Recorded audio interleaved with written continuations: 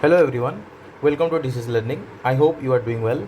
इस वीडियो में हम लोग आईटीपी एनसीटी आईटीपी का फॉर्म फिलअप के टाइम आपको कौन कौन से सब्जेक्ट चूज करने हैं और which subjects to get admission into RI, which subject to choose to get admission into RIE Bhopal और आरआई अजमेर। आपको पता है इस बार भी जैसे पिछले साल के तरह 2023 में जैसे एग्ज़ाम हुआ था, सिमिलरली इस बार भी एग्ज़ाम वैसे ही हो रहा है। पैटर्न वगैरह सब कुछ सेम है। एंड दो ही आ रही हैं। पिछले साल भी दो आ रही थे, इस बार भी दो आ रही है। आरआई अजमेर और आरआई भोपाल ही integrated 4 year course, 4 integrated teacher education programme ITEP का जो है कोर्स का एडमिशन एनसीईटी एग्ज़ाम के थ्रू ही करा रहे हैं। तो अगर आपको आरआई में एडमिशन लेना है तो आपको कौन कौन से डोमेन सब्जेक्ट चूज करने पड़ेंगे वो हम इस वीडियो में डिस्कस करेंगे। लेकिन डिस्कशन करने से पहले मैं एक छोटा सा डिस्क्लेमर आपको देना चाहता हूँ कि ये जो इन्फॉर्मेशन मैं दूंगा, all the information provided in this video is according to the last year's admission guidelines. 2023 के एडमिशन गाइडलाइन के अकॉर्डिंग हम डिस्कशन करेंगे, बिकॉज इस बार का एडमिशन गाइडलाइन फॉर आरआई अभी तक आया नहीं है। तो 2023 का एडमिशन गाइडलाइन हमारे पास है, उसके अकॉर्डिंग हम डिस्कशन करेंगे। बाकी जो तुम्हारा फॉर्म फिलअप प्रोसेस वगैरह जो इन्फॉर्मेशन ब्रोशर है एनसीईटी का जो इन्फॉर्मेशन ब्रोशर है वो 2024 वाला ही रहेगा। लेकिन आरआई स्पेसिफिक जो तुम्हारा एडमिशन गाइडलाइन है, एडमिशन इन्फॉर्मेशन, वो 2023 का होगा। इसीलिए अगर इन फ्यूचर कोई भी चेंजेस होता है तो देन आई और disease learning won't be responsible. हम आपको अपडेट कर देंगे, लेकिन उसके लिए जो है we will not be responsible कुछ चेंजेस होता है तो। ठीक है, तो you can apply on your own description. आप अपने खुद के इच्छा के अनुसार फॉर्म में अप्लाई कर सकते हैं। दूसरा चीज़, वॉच द कंप्लीट वीडियोस। आपको सारे जो भी वीडियोस हम बना रहे हैं इस एग्ज़ाम के ऊपर, एनसीईटी के ऊपर, उसको कम्प्लीटली देखना है ताकि आपको प्रॉपर इन्फॉर्मेशन मिले। पिछले साल क्या हुआ था, कोई बच्चे किसी ने सिर्फ एक ही वीडियो देखा था, उसके अकॉर्डिंग उसने अप्लाई किया था।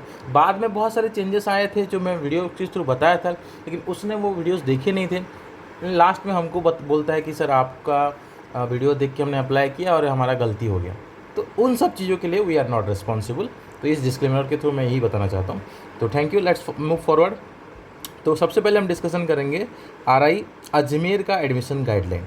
आरआई अजमेर में एडमिशन लेने के लिए आपको कौन कौन से डोमेन सब्जेक्ट्स चूज करने पड़ेंगे वो डिस्कशन करें सबसे पहले, फिर उसके बाद आरआई भोपाल का भी हम लोग डिस्कशन करेंगे। ठीक है, तो यहाँ पे ये पीडीएफ में मैं जो अपने टेलीग्राम चैनल पे ये पीडीएफ शेयर कर दूंगा। यहाँ पे पहले आरआई के बारे में लिखा हुआ है थोड़ा सा, ठीक है, और उसके बाद जो है तुम्हारा कौन कौन से डोमेन सब्जेक्ट यहाँ पे अलाउ हैं वो यहाँ पे लिखा हुआ है। यहाँ पे देखो domain mapped to the programme, domain subject. यहाँ पे देखो the students who have pass 12 with any of the following stream and subject combination are eligible to apply. अगर आपके 12th में ये सब सब्जेक्ट थे तो आप अप्लाई आरआई में कर सकते हैं। ठीक है, तो एंड आपको यहाँ पे देखो एक और चीज़ भी लिखा है, student must have appeared in NCET 2023, क्योंकि जैसे मैंने आपको बोला पिछले साल का एडमिशन गाइडलाइन हमारे पास है। ये एडमिशन गाइडलाइन कब आता है, ये एनसीईटी का एग्ज़ाम होने के बाद जो है पिछले बार आया था। तो इस बार आई थिंक मुझे लग रहा है आइदर वो एग्ज़ाम से कुछ दिन पहले अपलोड करेंगे या एग्ज़ाम के बाद करेंगे। मोस्टली एग्ज़ाम के बाद ही सारे कॉलेजेस अपना एडमिशन गाइडलाइन ओपन करता है। ठीक है, तो बाद में भी कर सकते हैं, इसलिए मैं ये वाला गाइडलाइन आपको दिखा रहा हूँ।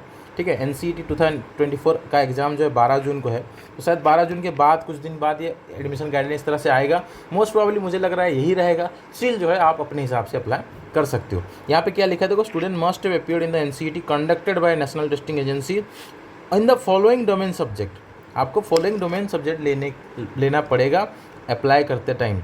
ठीक है, क्या क्या लेना पड़ेगा, अगर आप बीएससी बीएड कोर्स में अप्लाई कर रहे हो तो आपको फिजिक्स, केमिस्ट्री, मैथ्स या अप्लाइड मैथ्स लेना चाहिए। ठीक है, या फिर आपको जो है बायोलॉजी या बायोलॉजिकल स्टडीज, इधर पीसीएम होना चाहिए और पीसीबी होना चाहिए।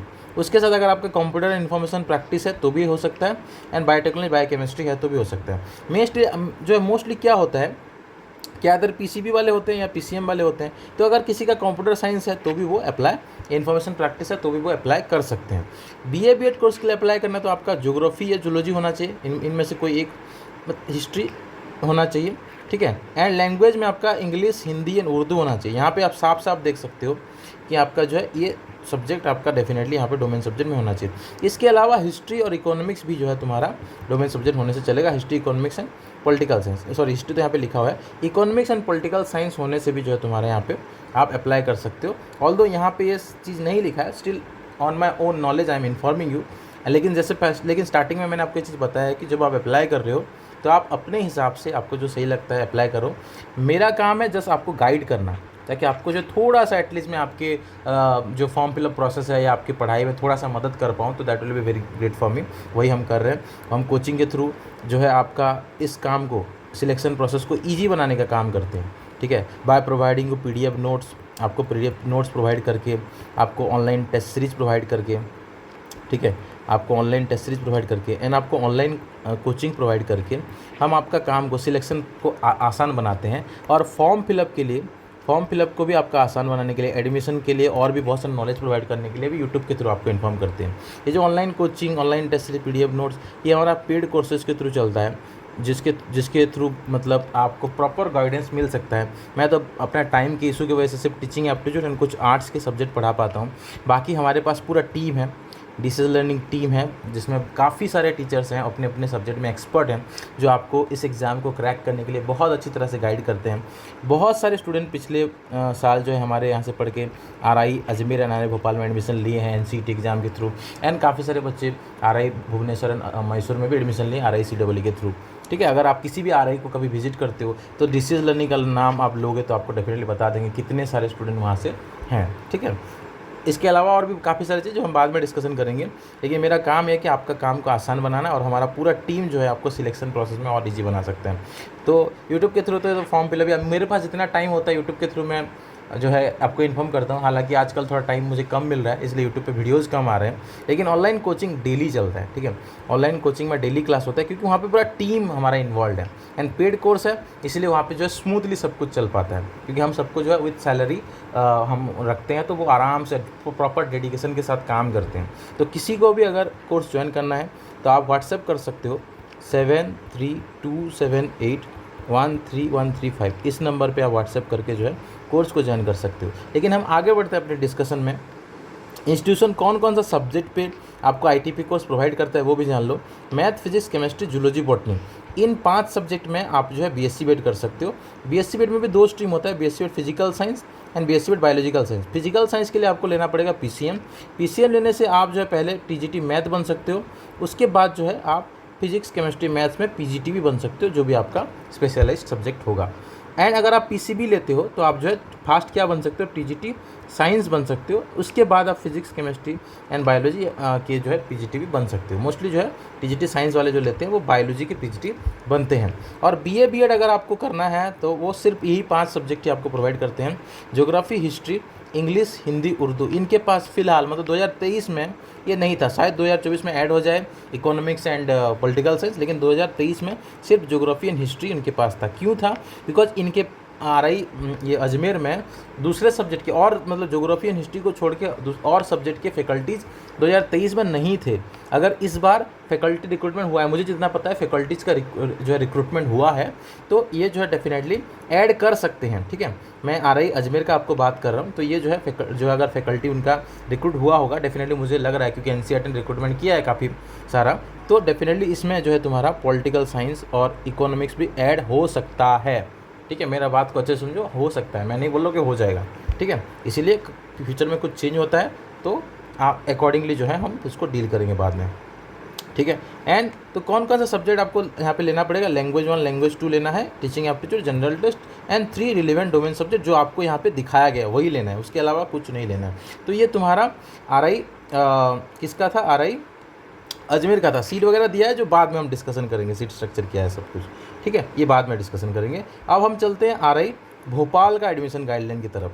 देखो RI भोपाल का ये एडमिशन गाइडलाइन है, यहाँ पे भी तुमको जो है कैंडिडेट मस्ट, यहाँ पे लिखा होगा देखो, provided that you must appear in the test in any of one form. अगर आपको BA BEd के लिए अप्लाई करना है, BA BEd के लिए RI भोपाल में अप्लाई करना है, ठीक है, अगर आपको RI भोपाल में BA BEd के लिए अप्लाई करना है तो आपको क्या क्या सब्जेक्ट आप जो है एग्ज़ाम में NCET एग्ज़ाम में ले सकते हो, तो English, Hindi, Gujarati, Marathi, Urdu, history, political science, geography and economics. जैसे मैंने बोला history, geography, political science and economics, यही 4 सब्जेक्ट आप देख सकते हो, दोनों केस में यहाँ पे दिया हुआ है। इसीलिए हम जब कोचिंग प्रोवाइड करते हैं, हम जब कोचिंग यहाँ पे ऑनलाइन कोचिंग आपको जो प्रोवाइड कर रहे हैं, हमारे ऑनलाइन कोचिंग में भी हम सिर्फ 4 सब्जेक्ट प्रोवाइड करते हैं। अगर कोई कैंडिडेट NCET के थ्रू BA BEd करना चाहता है तो हम अपने कोचिंग में भी आपको यही 4 सब्जेक्ट ही प्रोवाइड करते हैं, history, geography, political science and economics, ठीक है, पॉलिटिकल साइंस और इकोनॉमिक्स, यही 4 सब्जेक्ट ही जो है हम लोग अपने कोचिंग में प्रोवाइड करते हैं। इन 4 में से कोई 3 डोमेन सब्जेक्ट आप कोचिंग में भी ले सकते हो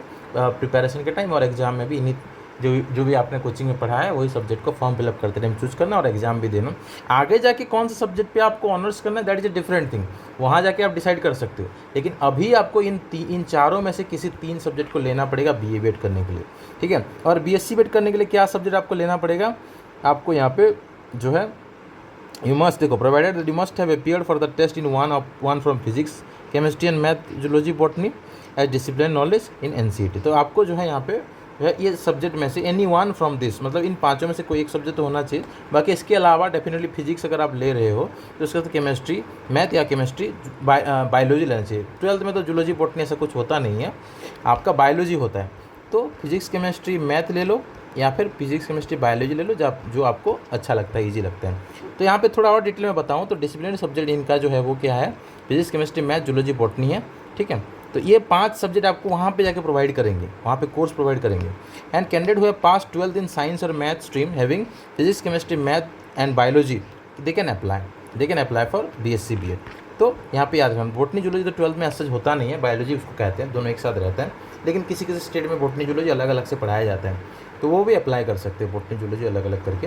लेकिन बॉटनी जूलॉजी अगर आप NCERT का सिलेबस देखोगे तो botany zoology as such separate subject नहीं है, तो आपको वो बायोलॉजी कहा जाता है, क्योंकि टेस्ट जब आप दोगे वहाँ पे डेफिनेटली तो वहाँ पे वो बॉटनी जूलॉजी का अलग अलग सब्जेक्ट नहीं हुआ। जैसे मैं आपको दिखा देता हूँ NCERT का जो तुम्हारा ये ऑफिशियल वेबसाइट है ncetsummer.ac.in, इसमें अगर तुम सिलेबस देखोगे तो जूलॉजी एंड बॉटनी का सेपरेट सिलेबस तुमको देखने के लिए नहीं मिलेगा। यहाँ पे आप देख सकते हो सिलेबस, यहाँ पे तुम देखोगे तो सिर्फ तुम्हारा बायोलॉजी यहाँ पे देखो बायोलॉजी है, जैसे जूलॉजी है बॉटनी ऐसा कुछ नहीं, बॉटनी नहीं है कुछ, ठीक है। तो बायोलॉजी होता है 12th में बायोलॉजी होता है, लेकिन वो ग्रेजुएशन करते टाइम जूलॉजी बॉटनी अलग अलग हो जाता है।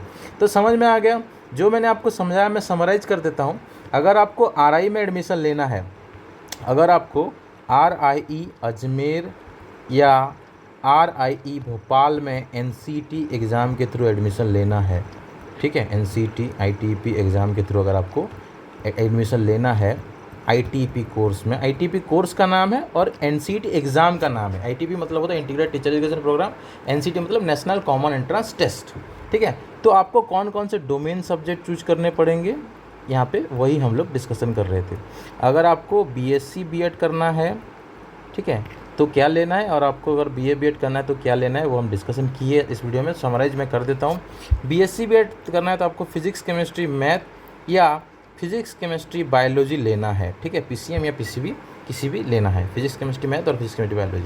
और अगर आपको BA BEd करना है तो हिस्ट्री ज्योग्राफी पॉलिटी इकोनॉमिक्स में से एनी 3, इनमें से एनी 3 आपको लेना है, सो दैट आप जो है यहाँ पे एडमिशन के लिए एलिजिबल हो सकें। अगर नहीं होगा, जैसे बहुत सारे बच्चे बोलते सर हमारा 12th में सोशियोलॉजी था, मास कम्युनिकेशन था, कुछ और था, साइकोलॉजी था, तो हमको वो लेना है, नहीं, वो जो है लेने से यहाँ पे आपको जो दिक्कत हो सकता है। लेकिन फिर भी मैंने आपको जैसे स्टार्टिंग में डिस्कशन यहाँ पे बताया कि आप अपने हिसाब से ऑन योर ओन डिस्क्रिप्शन आप फॉर्म फिलअप करो, because we will not be responsible, आपका ही करियर है।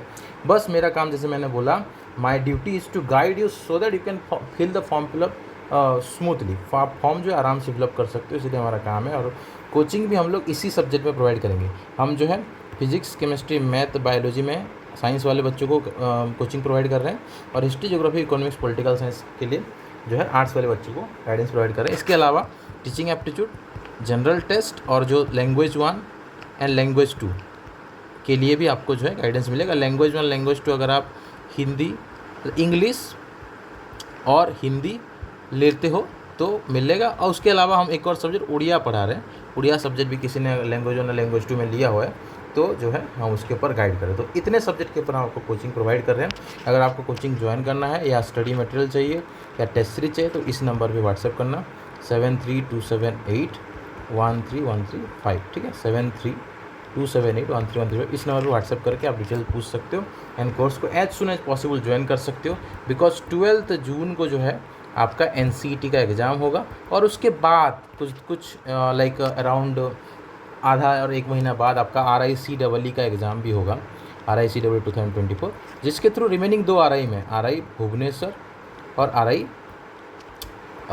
मैसूर, आर आई भुवनेश्वर और आई मैसूर में एडमिशन ले सकते हो इंटीग्रेटेड वाले। बाकी जो 2 ईयर के स्टूडेंट हैं, अगर कोई वो वीडियो देख रहे हैं, अगर 2 ईयर बीएड वाले हो आप और 2 ईयर एमएड वाले हो आप और इस वीडियो को देख रहे हो, तो आपके लिए सिर्फ RICAEE एग्ज़ाम ही होगा, आपके लिए NCET एग्ज़ाम नहीं है। For you only RICEE 2024 exam will be there and बहुत जल्दी इसका भी नोटिफिकेशन आ जाएगा, ठीक है। तो इस वीडियो में इतना ही, मिलते हैं अगले वीडियो पे। लेकिन फिर से मैं एक बार बता देता हूँ कि अगर आपको कोर्स ज्वाइन करना है या PDF मटेरियल चाहिए, ठीक है, या आपको जो है टेस्ट सीरीज चाहिए, तो आप जो है इस नंबर पे कांटेक्ट कर सकते हो। This will be paid course, मैं पहले से बता देता हूँ पेड कोर्स है, क्योंकि टीचर्स हमने हायर किया है एंड जो दिल से आपको अच्छे से पढ़ा सके, अपना मेहनत करके अपना टाइम दे के पढ़ा सके, इसीलिए हमने अच्छे टीचर्स रखे हुए हैं, ठीक है। तो अगर आपको चाहिए यू कैन ज्वाइन दिस। तो इस वीडियो में इतना ही, मिलते हैं अगले वीडियो पर। Thank you.